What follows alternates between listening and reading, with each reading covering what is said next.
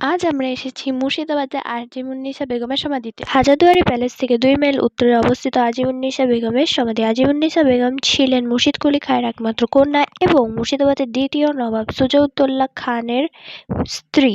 কথিত আছে যে আজিমুন্নিসা বেগম এক কঠিন রোগে আক্রান্ত হয়ে পড়েছিলেন, তাই তার কবিরাজ তাকে মানব শিশুদের কলিজা দিয়ে তৈরি ঔষধ খেতে বলেছিলেন। জানা যায় এরপর সে এই ব্যাধি থেকে মুক্তি পেলেও আজিমুন্নিসা বেগম নেশাগ্রস্ত হয়ে পড়েছিলেন, ফলে চুরি করে হলেও সে শিশুদের কলিজা খেতেন।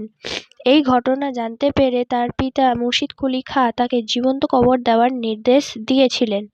এই কারণেই এই জায়গার নাম জীবন্ত কবরও বলা হয়। যদিও ইতিহাসে এই কাল্পনিক ঘটনার কোনো সঠিক তথ্য খুঁজে পাওয়া যায়নি। অতীতে এই স্থানে কাটরা মসজিদের মতনই একটি মসজিদ ছিল, যেটি আজিমুন্নিসা বেগম নিজে নির্মাণ করেছিলেন। যদিও বা এই মসজিদটি ধ্বংস হয়ে গেছে, এর একটি ফটক বা দরজা সিঁড়িতে উঠে বাঁ দিকে থেকে গেছে। এই সমাধিস্থানের লক্ষণীয় বিষয় এইটি যে আজিমুন্নিসা বেগমকেও তার পিতা মুর্শিদ কুলি খাঁর মতনই সিঁড়ির তলায় সমাধিস্থ করা হয়েছিল। প্রবেশ পথ দিয়ে এগিয়ে গিয়ে সিঁড়িতে না উঠে বরঞ্চ সিঁড়ির বাঁ দিক দিয়ে চলে গেলেই আপনারা দেখতে পাবেন আজিমুন্নিসা বেগমের সমাধি।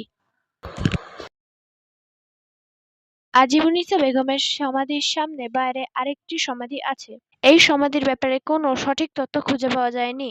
কথিত আছে এটি আজিমুন্নিসা বেগমের পরিচারিকার সমাধি, আবার কেউ বলে এটি সেই কবিরাজের সমাধি।